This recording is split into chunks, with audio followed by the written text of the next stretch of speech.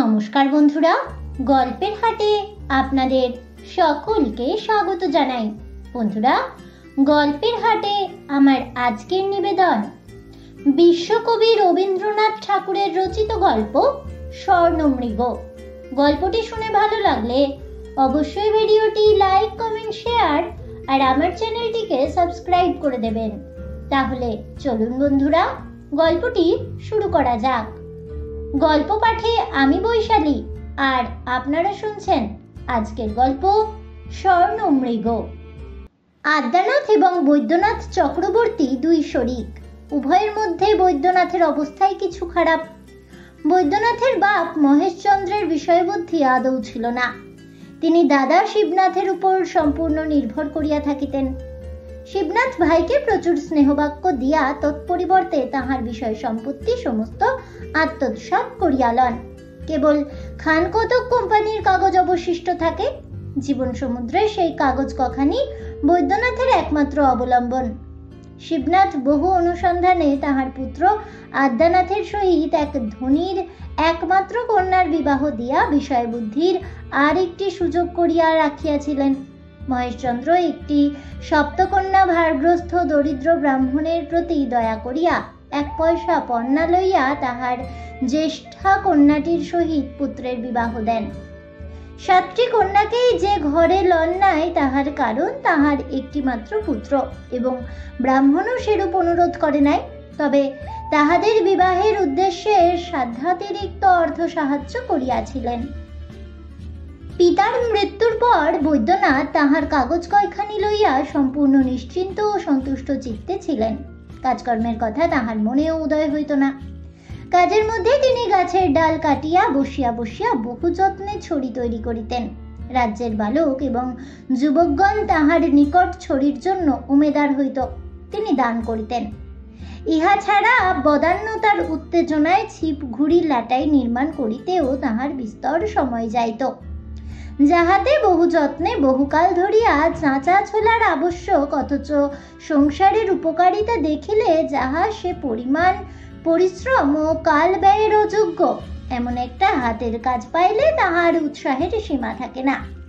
পাড়ায় যখন দলাদলি এবং চক্রান্ত লইয়া বড় বড় পবিত্র বঙ্গীয় চণ্ডী মণ্ডপ ধূমাচ্ছন্ন হইয়া উঠিতেছে, তখন বৈদ্যনাথ একটি কলম কাটা ছুরি এবং একখণ্ড গাছের ডাল লইয়া প্রাতঃকাল হইতে মধ্যাহ্ন এবং আহার নিদ্রার পর হইতে সায়াহ্নকাল পর্যন্ত নিজের দাওয়াটিতে একাকী অতিবাহিত করিতেছেন, এমন প্রায় দেখা যাইত। ষষ্ঠীর প্রসাদে শত্রুর মুখে যথাক্রমে ছাই দিয়া বৈদ্যনাথের 2টি পুত্র এবং একটি কন্যা জন্মগ্রহণ করিল। গৃহিণী মোক্ষদা সুন্দরীর অসন্তোষ প্রতিদিন বাড়িয়া উঠিতেছে। আদ্যানাথের ঘরে যেরূপ সমারোহ, বৈদ্যনাথের ঘরে কেন সেরূপ হয় না? ও বাড়ির বিন্ধবাসিনীর যেমন গহনাপত্র, বেনারসি শাড়ি, কথাবার্তার ভঙ্গি এবং চাল চলনের গৌরব, মোক্ষদার যে ঠিক তেমনটা হইয়া ওঠে না। ইহা অপেক্ষা যুক্তিবিরুদ্ধ ব্যাপার আর কি বা হইতে পারে? অথচ একই তো পরিবার। ভাইয়ের বিষয় বঞ্চনা করিয়া লইয়াই তো উহাদের এত উন্নতি। যত শোনে ততই মোক্ষদার হৃদয়ে যেন নিজ শ্বশুরের প্রতি এবং শ্বশুরের একমাত্র পুত্রের প্রতি অশ্রদ্ধা এবং অবজ্ঞা আর ধরে না। নিজ গৃহের কিছুই তাহার ভালো লাগে না। সকলই অসুবিধা এবং মানহানিজনক। শয়নের খাটটা মৃতদেহ বহনেরও যোগ্য নয়। যাহার 7 কুলে কেহ নাই, এমন একটা অনাথ চামচিকে শাবকও এই জীর্ণ প্রাচীরে বাস করিতে চাহে না, এবং গৃহসজ্জা দেখিলে ব্রহ্মচারী পরমহংসের চক্ষেও জল আসে। এ সকল অত্যুক্তির প্রতিবাদ করা পুরুষের ন্যায় কাপুরুষ জাতির পক্ষে অসম্ভব। সুতরাং বৈদ্যনাথ বাহিরের দাওয়ায় বসিয়া দ্বিগুণ মনোযোগের সহিত ছড়ি চাঁচিতে প্রবৃত্ত হইলেন। কিন্তু মৌনব্রত বিপদের একমাত্র পরিতারণ নহে। এক একদিন স্বামীর শিল্পকার্যে বাধা দিয়া গৃহিণী তাহাকে অন্তঃপুরে আহ্বান করিয়া আনিতেন। অত্যন্ত গম্ভীর ভাবে অন্যদিকে চাহিয়া বলিতেন, গোয়ালার দুধ বন্ধ করিয়া দাও। বৈদ্যনাথ কিয়ৎক্ষণ স্তব্ধ থাকিয়া নম্রভাবে বলিতেন, দুধটা বন্ধ করিলে কি চলিবে? ছেলেরা খাইবে কি? গৃহিণী উত্তর করিতেন, আমানি। আবার কোনোদিন ইহার বিপরীত ভাব দেখা যাইত। গৃহিণী বৈদ্যনাথকে ডাকিয়া বলিতেন, আমি জানি না, যা করিতে হয় তুমি করো। বৈদ্যনাথ ম্লান মুখে জিজ্ঞাসা করিতেন, কি করিতে হইবে? স্ত্রী বলিতেন, এ মাসের মতো বাজার করিয়া আনো বলিয়া এমন একটা ফর্দ দিতেন, যাহাতে একটা রাজস্ব যজ্ঞ সমারোহের সহিত সম্পন্ন হইতে পারিত। বৈদ্যনাথ যদি সাহসপূর্বক প্রশ্ন করিতেন, এত কি আবশ্যক আছে? উত্তর শুনিতেন, তবে ছেলেগুলো না খাইতে পাইয়া মরুক, এবং আমিও চাই। তাহা হইলে তুমি একলা বসিয়া খুব সস্তায় সংসার চালাইতে পারিবে। এইরূপে ক্রমে ক্রমে বৈদ্যনাথ বুঝিতে পারিলেন, ছড়ি চাচিয়া আর চলে না, একটা কিছু উপায় করা চাই। চাকরি করা অথবা ব্যবসা করা বৈদ্যনাথের পক্ষে দুরাশা। অতএব কুবেরের ভাণ্ডারে প্রবেশ করিবার একটা সংক্ষেপ রাস্তা আবিষ্কার করা চাই। একদিন রাত্রে বিছানায় শুইয়া কাতরভাবে প্রার্থনা করিলেন, হে মা জগদম্বে, স্বপ্নে যদি একটা দুঃসাধ্য রোগের পেটেন্ট ঔষধ বলিয়া দাও, কাগজে তাহার বিজ্ঞাপন লিখিবার ভার আমি লইব। সে রাত্রে স্বপ্নে দেখিলেন, তাহার স্ত্রী তাহার প্রতি অসন্তুষ্ট হইয়া বিধবা বিবাহ করিব বলিয়া একান্ত পণ করিয়া বসিয়াছেন। অর্থাভাব সত্ত্বে উপযুক্ত গহনা কোথায় পাওয়া যাইবে বলিয়া বৈদ্যনাথ উক্ত প্রস্তাবে আপত্তি করিতেছেন। বিধবার গহনা আবশ্যক করে না বলিয়া পত্নী আপত্তি খণ্ডন করিতেছেন। তাহার কি একটা চূড়ান্ত জবাব আছে বলিয়া তাহার মনে হইতেছে, অথচ কিছুতেই মাথায় আসিতেছে না। এমন সময় নিদ্রা ভঙ্গ হইয়া দেখিলেন সকাল হইয়াছে, এবং কেন যে তাহার স্ত্রীর বিধবা বিবাহ হইতে পারে না তাহার সদুত্তর তৎক্ষণাৎ মনে পড়িয়া গেল, এবং সেজন্য বোধ করি কিঞ্চিৎ দুঃখিত হইলেন। পরদিন প্রাতকৃত্য সমাপন করিয়া একাকী বসিয়া ঘড়ির লক তৈরি করিতেছেন। এমন সময় এক সন্ন্যাসী জয়ধ্বনি উচ্চারণ করিয়া দ্বারে আগত হইল। সেই মুহূর্তে বিদ্যুতের মতো বৈদ্যনাথ ভাবী ঐশ্বর্যের উজ্জ্বল মূর্তি দেখিতে পাইলেন। সন্ন্যাসীকে প্রচুর পরিমাণে আদর অভ্যর্থনা ও আহার্য যোগাইলেন। অনেক সাধ্য সাধনার পর জানিতে পারিলেন সন্ন্যাসী সোনা তৈরি করিতে পারে, এবং সে বিদ্যা তাহাকে দান করিতেও সে অসম্মত হইল না। গৃহিণীও নাচিয়া উঠিলেন। যকৃতের বিকার উপস্থিত হইলে লোকে যেমন সমস্ত হলুদ বর্ণ দেখে, তিনি সেইরূপ পৃথিবীময় সোনা দেখিতে লাগিলেন। কল্পনাকারীদেরকে দ্বারা শয়নের খাট, গৃহসজ্জা এবং গৃহপ্রাচীর পর্যন্ত সোনায় মণ্ডিত করিয়া মনে মনে বিন্ধ্যবাসিনীকে নিমন্ত্রণ করিলেন। সন্ন্যাসী প্রতিদিন 2 সের করিয়া দুগ্ধ এবং 1.5 সের করিয়া মোহনভোগ খাইতে লাগিল, এবং বৈদ্যনাথের কোম্পানির কাগজ দহন করিয়া অজস্র রৌপ্যরস নিঃসৃত করিয়া লইল। ছিপ ছড়ি লাটাইয়ের কাঙালরা বৈদ্যনাথের রুদ্ধ দ্বারে নিষ্ফল আঘাত করিয়া চলিয়া যায়। ঘরের ছেলেগুলো যথাসময়ে খাইতে পায় না, পড়িয়া গিয়া কপাল ফুলায়, কাঁদিয়া আকাশ ফাটাইয়া দেয়। কর্তা গৃহিণী কাহারও ভ্রুক্ষেপ নাই। নিস্তব্ধভাবে অগ্নিকুণ্ডের সম্মুখে বসিয়া কটাহের দিকে চাহিয়া উভয়ের চোখে পল্লব নাই, মুখে কথা নাই। তৃষিত একাগ্র নেত্রে অবিশ্রাম অগ্নিশিখার প্রতিবিম্ব পড়িয়া চোখের মণি যেন স্পর্শমণির গুণ প্রাপ্ত হইল। দৃষ্টিপথ সায়াহ্নের সূর্যাস্ত পথের মতো জ্বলন্ত সুবর্ণ প্রলেপে রাঙা হইয়া উঠিল। 2খানা কোম্পানির কাগজ এই স্বর্ণ অগ্নিতে আহুতি দেওয়ার পর একদিন সন্ন্যাসী আশ্বাস দিল, কাল সোনার রং ধরিবে। সেদিন রাত্রে আর কাহারও ঘুম হইল না। স্ত্রী পুরুষে মিলিয়া সুবর্ণপুরী নির্মাণ করিতে লাগিলেন। তৎসম্বন্ধে মাঝে মাঝে উভয়ের মধ্যে মতভেদ এবং তর্ক উপস্থিত হইয়াছিল, কিন্তু আনন্দ আবেগে তাহার মীমাংসা হইতে বিলম্ব হয় নাই। পরস্পর পরস্পরের খাতিরে নিজ নিজ মত কিছু কিছু পরিত্যাগ করিতে অধিক ইতস্তত করেন নাই। সে রাত্রে দাম্পত্য একীকরণ এত ঘনীভূত হইয়া উঠিয়াছিল। পরদিন আর সন্ন্যাসীর দেখা নাই। চারিদিক হইতে সোনার রং ঘুচিয়া গিয়া সূর্য কিরণ পর্যন্ত অন্ধকার হইয়া দেখা দিল। ইহার পর হইতে শয়নের খাট, গৃহসজ্জা এবং গৃহপ্রাচীর চতুর্গুণ দারিদ্র এবং জীর্ণতা প্রকাশ করিতে লাগিল। এখন হইতে গৃহকার্যে বৈদ্যনাথ কোনো একটা সামান্য মত প্রকাশ করিতে গেলেই গৃহিণী তীব্র মধুর স্বরে বলেন, বুদ্ধির পরিচয় অনেক দিয়াছ, এখন কিছুদিন ক্ষান্ত থাকো। বৈদ্যনাথ একেবারে নিবিয়া যায়। মোক্ষদা এমনই একটা শ্রেষ্ঠতার ভাব ধারণ করিয়াছে, যেন এই স্বর্ণ মরীচিকায় সে নিজে এক মুহূর্তের জন্য আশ্বস্ত হয় নাই। অপরাধী বৈদ্যনাথ স্ত্রীকে কিঞ্চিত সন্তুষ্ট করিবার জন্য বিবিধ উপায়ে চিন্তা করিতে লাগিলেন। একদিন একটি চতুষ্কোণ মোড়কে গোপন উপহার লইয়া স্ত্রীর নিকট গিয়া প্রচুর হাস্য বিকাশ পূর্বক সাতিশয় চতুরতার সহিত ঘাড় নাড়িয়া কহিলেন, কি আনিয়াছি বলো দেখি। স্ত্রী কৌতূহল গোপন করিয়া উদাসীন ভাবে কহিলেন, কেমন করিয়া বলিব, আমি তো আর জানি নাই। বৈদ্যনাথ অনাবশ্যক কাল ব্যয় করিয়া প্রথমে দড়ির গাঁঠ অতি ধীরে ধীরে খুলিলেন, তারপর ফু দিয়া কাগজের ধুলা ঝাড়িলেন, তাহার পর অতি সাবধানে এক এক ভাঁজ করিয়া কাগজের মোড়ক খুলিয়া আর্ট স্টুডিওর রং করা 10 মহাবিদ্যার ছবি বাহির করিয়া আলোর দিকে ফিরাইয়া গৃহিণীর সম্মুখে ধরিলেন। গৃহিণীর তৎক্ষণাৎ বিন্ধবাসিনীর শয়নকক্ষের বিলাতি তেলের ছবি মনে পড়িল। অপর্যাপ্ত অবজ্ঞার স্বরে কহিলেন, মরে যাই, এ তোমার বৈঠকখানায় রাখিয়া বসিয়া বসিয়া নিরীক্ষণ করোগে, এ আমার কাজ নাই। বিমর্ষ বৈদ্যনাথ বুঝিলেন, অন্যান্য অনেক ক্ষমতার সহিত স্ত্রীলোকের মন যোগাইবার দুরূহ ক্ষমতা হইতেও বিধাতা তাহাকে বঞ্চিত করিয়াছেন। এদিকে দেশে যত দৈবজ্ঞ আছে মোক্ষদা সকলকেই হাত দেখাইলেন, কোষ্ঠী দেখাইলেন। সকলেই বলিল তিনি সধবাবস্থায় মরিবেন, কিন্তু সেই পরমানন্দময় পরিণামের জন্যই তিনি একান্ত ব্যগ্র ছিলেন না। অতএব ইহাতেও তাহার কৌতূহল নিবৃত্তি হইল না। শুনিলেন তাহার সন্তান ভাগ্য ভালো, পুত্রকন্যায় তাহার গৃহ অবিলম্বে পরিপূর্ণ হইয়া উঠিবার সম্ভাবনা আছে। শুনিয়া তিনি বিশেষ প্রফুল্লতা প্রকাশ করিলেন না।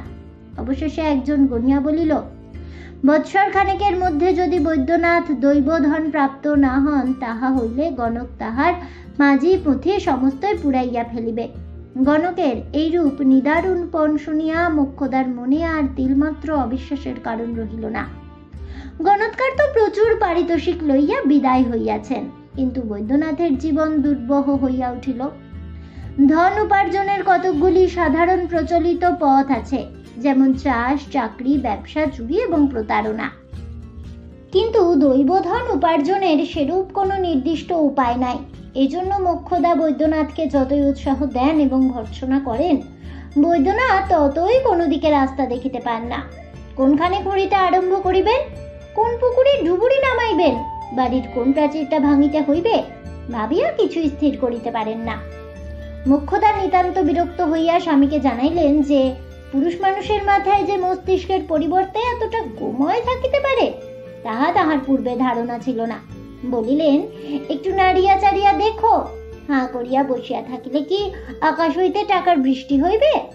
কথাটা সঙ্গত বটে এবং বৈদ্যনাথের একান্ত ইচ্ছাও তাই, কিন্তু কোন দিকে নড়িবেন, কিসের উপর চড়িবেন, তাহা যে কেহ বলিয়া দেয় না।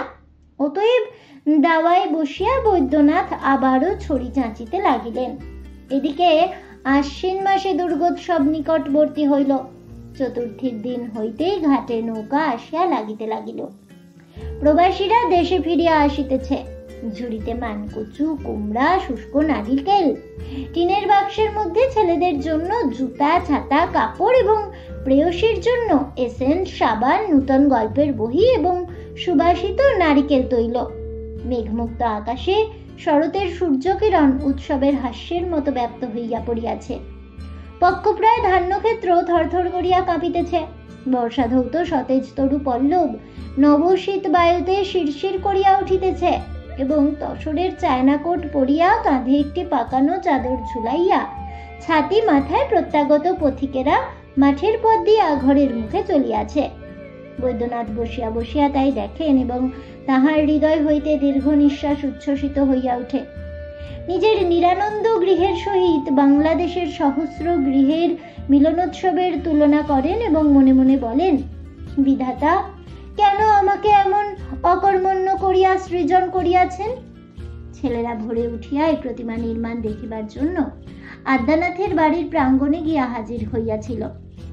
খাবার বেলা হইলে দাসী তাহাদিগকে বলপূর্বক গ্রেপ্তার করিয়া লইয়া আসিল। তখন বৈদ্যনাথ বসিয়া বসিয়া এই বিশ্বব্যাপী উৎসবের মধ্যে নিজের জীবনের নিষ্ফলতা স্মরণ করিতেছিলেন। দাসীর হাত হইতে ছেলে দুটিকে উদ্ধার করিয়া কোলের কাছে ঘনিষ্ঠভাবে টানিয়া বড়টিকে জিজ্ঞাসা করিলেন, হ্যাঁ রে অবু, এবার পুজোর সময় কি চাস বল দেখি। অবিনাশ তৎক্ষণাৎ উত্তর করিল, একটা নৌকো দিও বাবা। ছোটটিও মনে করিল বড় ভাইয়ের চেয়ে কোনো বিষয়ে ন্যূনতম হওয়া কিছু চলিবে না। কহিল, আমাকেও একটা নৌকো দিও বাবা। বাপের উপযুক্ত ছেলে, একটা অকর্মণ্য কারুকার্য পাইলে আর কিছু চাহে না। বাপ বললেন, আচ্ছা। এদিকে যথাকালে পূজার ছুটিতে কাশী হইতে মোক্ষদার এক খুড়া বাড়ি ফিরিয়া আসিলেন। তিনি ব্যবসায়ী উকিল। মোক্ষদা কিছুদিন ঘন ঘন তাহার বাড়ি যাতায়াত করিলেন। অবশেষে একদিন স্বামীকে আসিয়া বলিলেন, ওগো, তোমাকে কাশী যাইতে হইবে।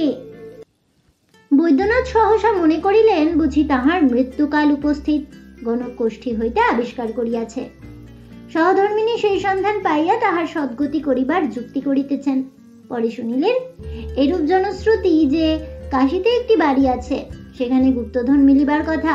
সেই বাড়ি কিনিয়া ধন উদ্ধার করিয়া আনিতে হইবে। বৈদ্যনাথ বলিলেন, কি সর্বনাশ, আমি কাশী যাইতে পারিব না। বৈদ্যনাথ কখনো ঘর ছাড়িয়া কোথাও যান নাই। গৃহস্থকে কি করিয়া ঘর ছাড়া করিতে হয় প্রাচীন শাস্ত্রকরগণ লিখিতেছেন। স্ত্রীলোকের সে সম্বন্ধে অশিক্ষিত পটুত্ব আছে। মোক্ষদা মুখের কথায় ঘরের মধ্যে যেন লঙ্কার ধোঁয়া দিতে পারিতেন, কিন্তু তাহাতে হতভাগ্য বৈদ্যনাথ কেবল চোখের জলে ভাসিয়া যাইত, কাশী যাইবার নাম করিত না। দিন 2-3 গেল। বৈদ্যনাথ বসিয়া বসিয়া কতকগুলা কাষ্ঠখণ্ড কাটিয়া কুঁদিয়া জোড়া দিয়া 2খানি খেলনার নৌকো তৈরি করিলেন।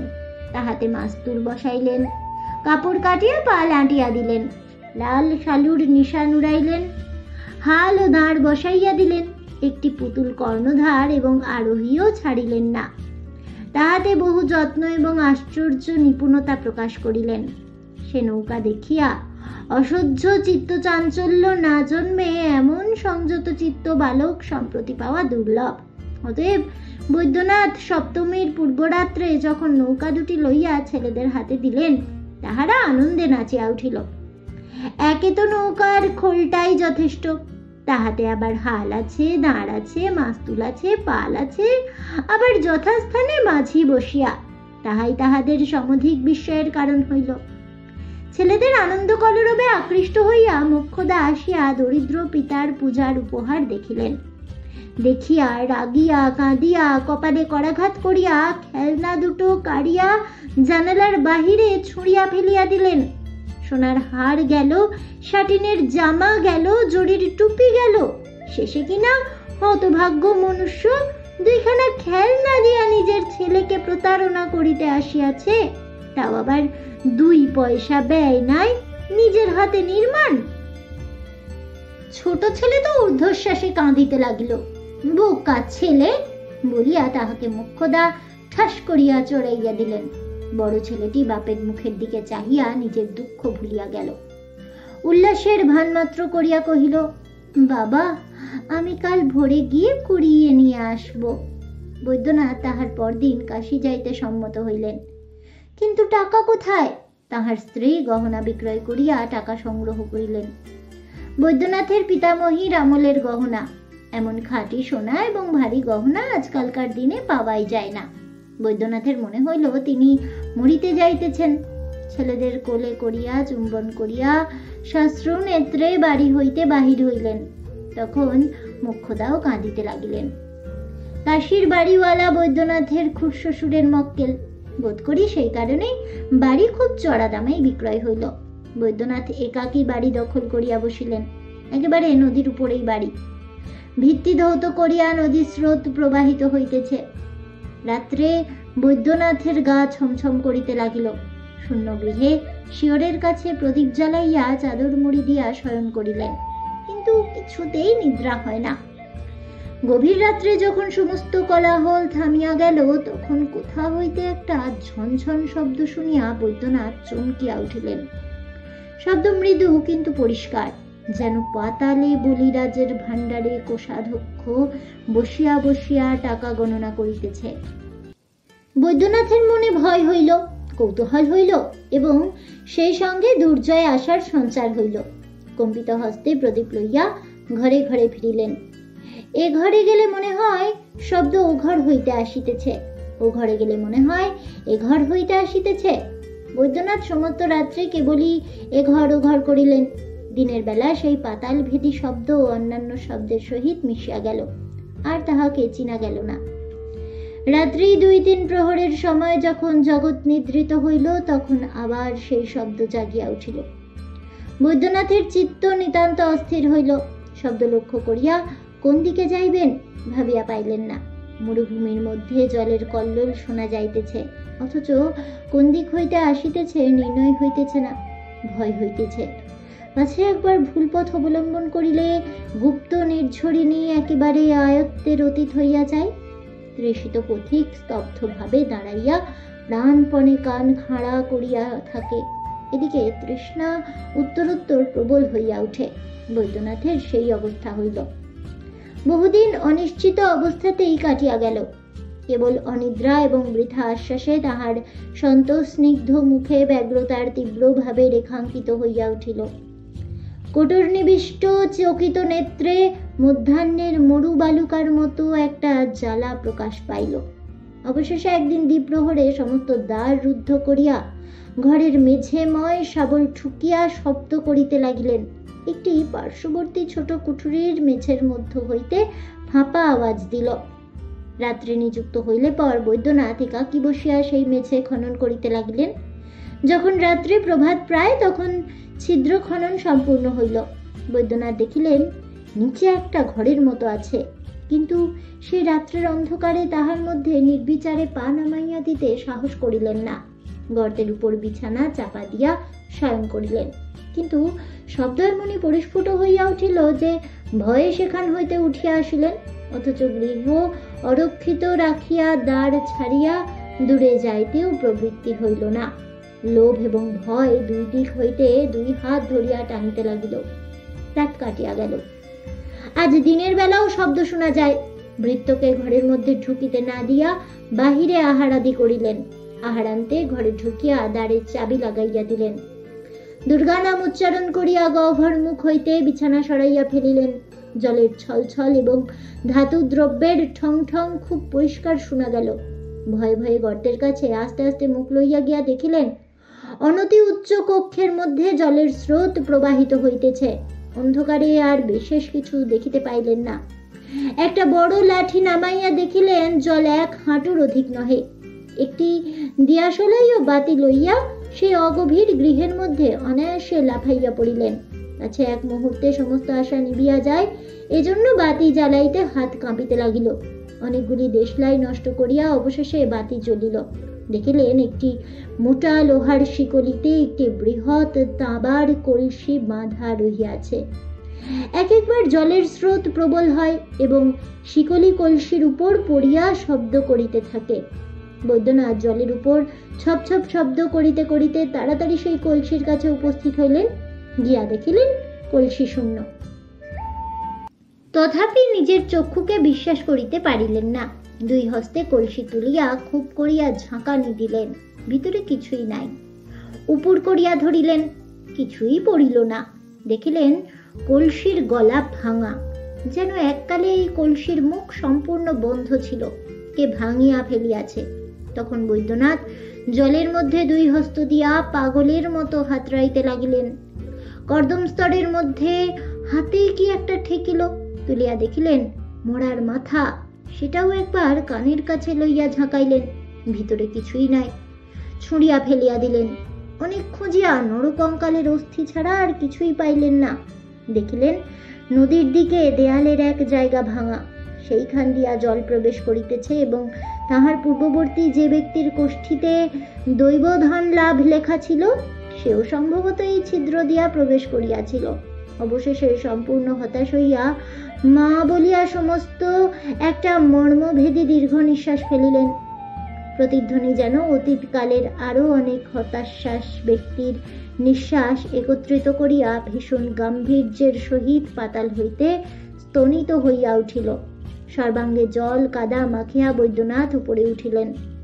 জ্ঞানপূর্ণ কোলাহলময় পৃথিবী তাহার নিকটে আদ্যপান্ত মিথ্যা এবং সেই শৃঙ্খলবদ্ধ ভগ্ন ঘটের মতো শূন্য বোধ হইল।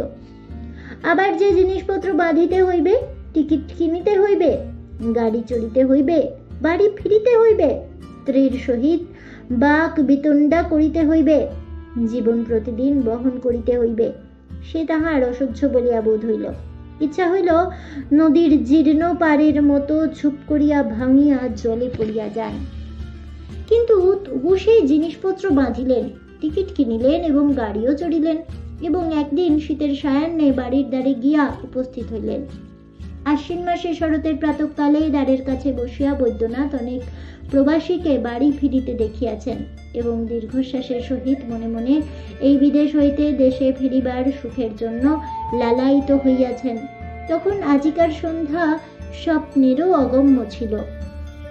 বাড়িতে প্রবেশ করিয়া প্রাঙ্গণের কাষ্ঠসনে নির্বোধের মতো বসিয়া রহিলেন, অন্তঃপুরেও গেলেন না।